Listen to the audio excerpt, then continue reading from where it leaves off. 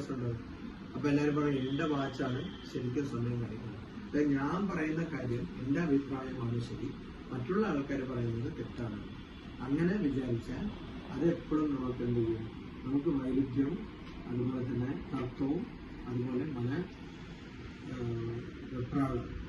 മനഃശാന്തിക്ക് മനസമാധാനത്തിന് എതിരെയുള്ള മനസമാധാന കുറവുണ്ടാകും. അതുകൊണ്ട് അങ്ങനെ ചെയ്യുന്നത്.